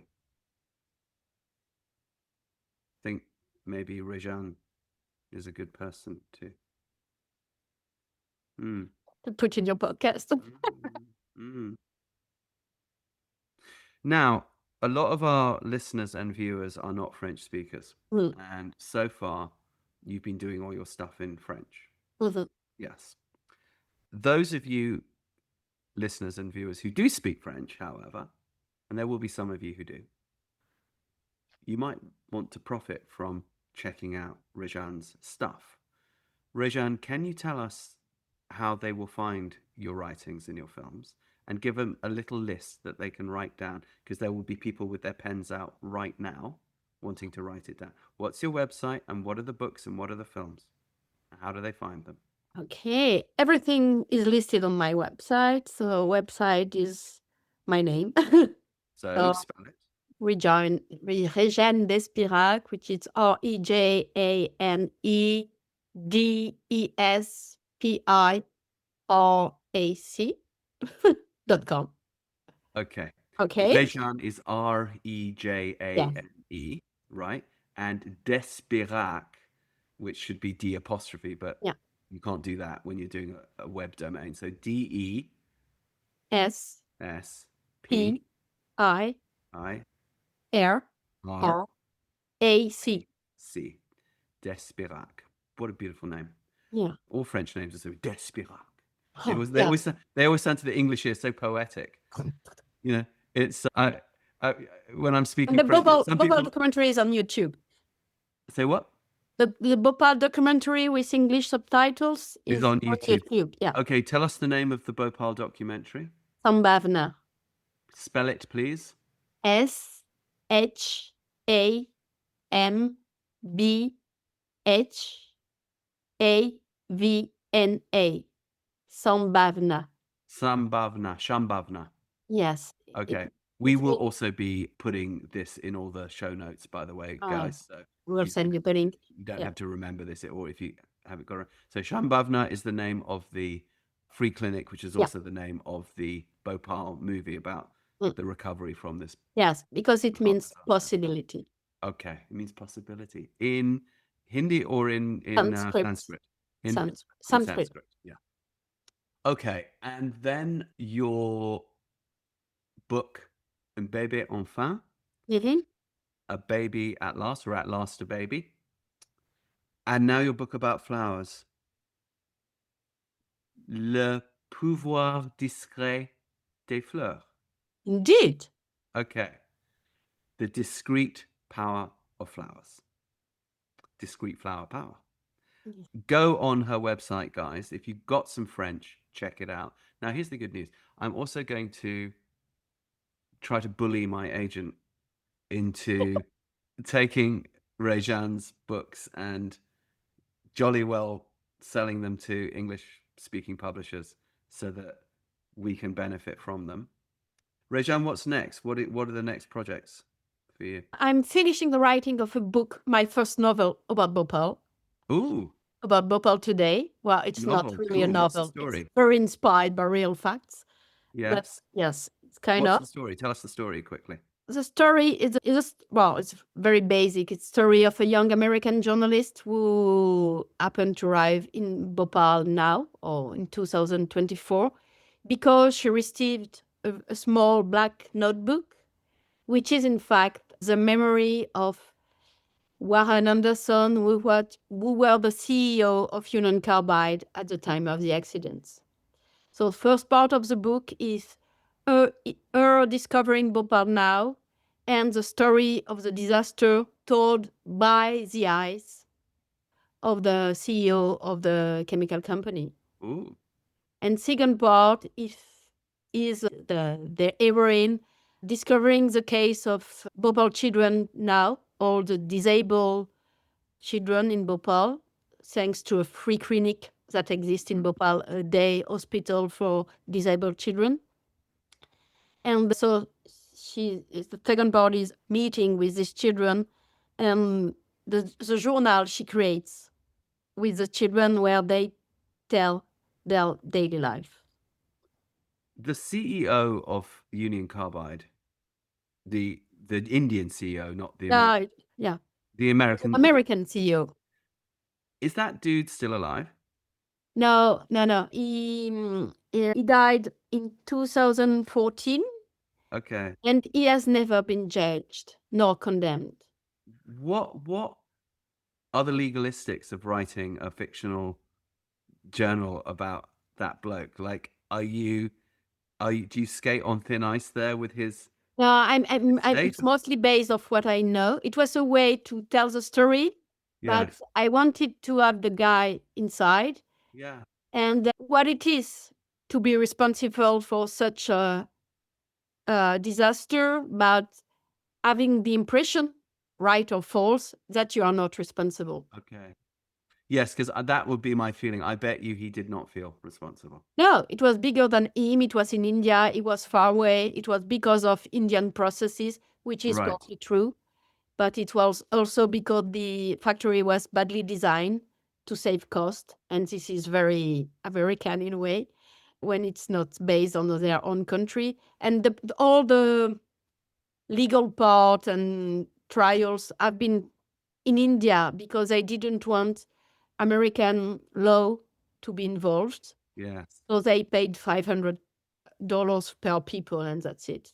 And also, I presume that this CEO did not quietly, with all the money that you get when you are retired as a CEO, which we know is a lot of money, he did not go and create a foundation for of course, no. Victims of the no. He bought a house. Yes, he bought a beautiful house in Florida, just to have peace from journalists. Yes, like you. That's me. But Coming with their pesky. I decided to give him a voice. Oh, how very nice of you. Okay, so there's that. It's going to be published in September in France next September. Okay. And then for next year, everything is opened. So I still have my little project about movement method, but we need to talk about it. Okay, yes. We might be, those of you who are interested in movement method, Rejane and I have been talking for about 30 years about possibly doing some sort of documentary around movement method. I thought I had time. Rejane, she'll probably do it. Yeah. Yeah. I've got slow processes. Yes, indeed. When the time is right, always for these things. What's the name of the novel? In French, is Ils seront nos enfants. They will be our children. They will be our children. Okay. I think we definitely need you being published in English. Let me see if I can get to work on this a little bit. All right, my friend. Well, listen, always a delight to talk to you. Always. Hey, thank you very much. Thank you for this.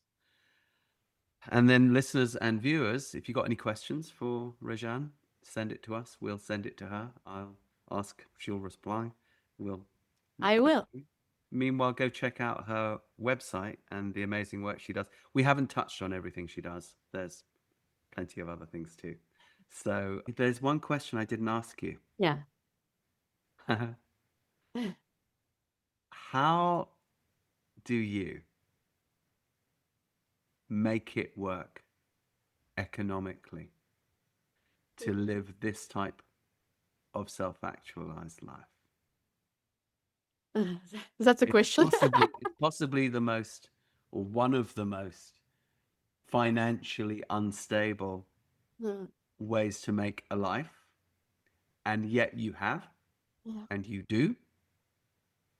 How'd you do it? Well, I start everywhere wondering, I'm going to make a living for the year coming. Yes. And then I involved in a project, and life has always been wonderful with me in a way.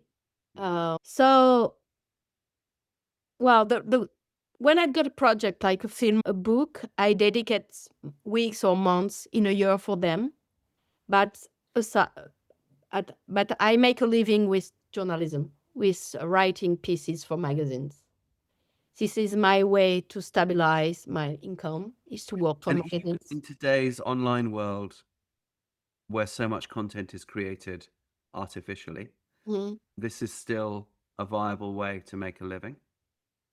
Yeah, I work for a couple of magazines, mostly, how to say that? Well, nature magazines, or which kind of society do we want to create magazines or stuff like that. And it's beautiful paper magazines. And I'm mostly a reporter, so I mostly write stories about initiatives on the ground. So this is a very tiny place where being there, there is an added value of a human being there on the ground, because it's not only information, it's about feeling and meeting people. And well, more and more, I assume that my job is subjective, that it's only my point of view and it's only my feelings about it. So I just transmit my views and my feelings. And this IA can do that, not on the same way for the moment. So this is my chance. I'm highly subjective and people read me because it's subjective. Mm.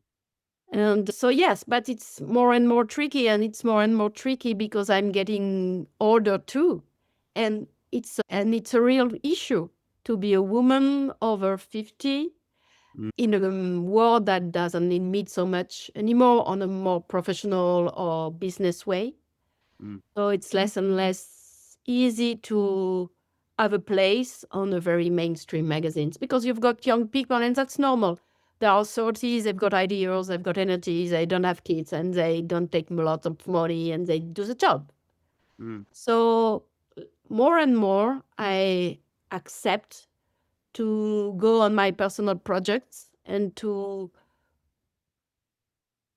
have faith enough to work with them and to hope they are going to make a living for me, because I have no choice, in fact.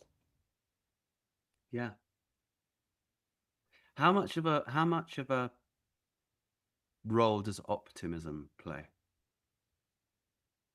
I would not say optimism, confidence more, but not self-confidence. But you must have you must have an expectation of a good outcome based upon your experience. I know that if I am authentic enough, if I don't want to do good, and if I don't want to answer to standards, Yes. if I do my stuff from my heart, it's going to work. I think you just defined optimism, actually. It's a very Yes, but maybe. because it's confidence from it's based on, experience. Well, But yeah. there was a point where you had to start without that experience. Yeah. Yes. Yes, And but it was easier. Yeah. yeah. Yeah. I didn't start 25 years ago being so much involved in my topics. And I started as a travel writer, and it was more like taking Observation. advantage of my experience and talking about people, but not being so involved. But then I met people, and it was impossible for me not to be involved. Yeah. And years after years, we found ways to have our views and voices heard. But it's always very unstable, and it's always it's difficult. But I can remember having a conversation with you about margins. And I guess my work is a lot about margins. Mm. And in a way, I have to accept to be part of it. Margin. But the margins, interestingly, is where the most food is, usually. Yes, Because and it's where creativity is, and it's it is of course, it starts from that. the meeting of one world to another world. That's where the richness is, whether it's Yeah. ecologically or whether it's Yes, intellectually. fertilization. Yes. Yeah. But I guess, But Go I ahead. will not say no to a big bestseller and a big, and to Indeed. be able to do more in a way. Well, it sounds like the Bhopal thing. You're sort of on that journey. I think I could see a book like that being very successful. It's also cinematic, obviously, or television. You may not yet be doing this, but I suspect that something else you probably should be doing is mentoring. Hmm. I would imagine there's a lot of young people wanting to start off. I get this too when people say, Rupert, how do you make it work? And go on, and you. I remember when I was first sort of going out in the world and establishing myself, with writing and journalism, but I was feeding myself through manual labor. I just worked on building sites, farms, trained horses. Sometimes I didn't eat, that sort of thing. And then you just sort of keep a momentum. But you do have to have a kind of optimism. You do have, and I'm very interested in the psychology of optimism because I think we're an optimistic species. People say, oh, no, I'm not, I'm a pessimist. But actually, there's now so many studies coming out saying optimism tends to actually result in good outcomes, whether it's health, whether it's economic, because it just means you're actively looking for solutions rather than assuming that there are no solutions. Mm. But it does mean that, yes, you have to become comfortable with a certain degree of instability. But that instability is, of course, what allows you to be able to follow the story. But I do think that someone, you talked about being over 50, a woman and so on, you're now able to give some wisdom. Mm. And quite a few of my friends are now starting to do this. Mm. I should imagine, there'll be people listening to this and watching this who are thinking, I would quite like to do something like Rejane has done. Could I pay her some money to mentor me? I started, in fact. People came to me to help them writing. Yes, And good. it's very relative instability. When I spend time in Bhopal, my instability is quite well. Well, That is so don't true. talk about the same business. Mm. Yeah. Mm. Yeah, there's nothing like a bit of perspective. I'm healthy. My son is healthy. We've got a roof. Well, everything is okay. Yeah. Yeah. Mm. Yeah. Okay. Thanks a lot. Well, thank you. It's a pleasure. Such a pleasure. Such a pleasure always. I can't wait for the next conversation. Let's plan it. Do that. I hope you enjoyed today's conversation as much as I did. If you did, please help us to make more. Please like, subscribe, tell a friend, give us a thumbs up.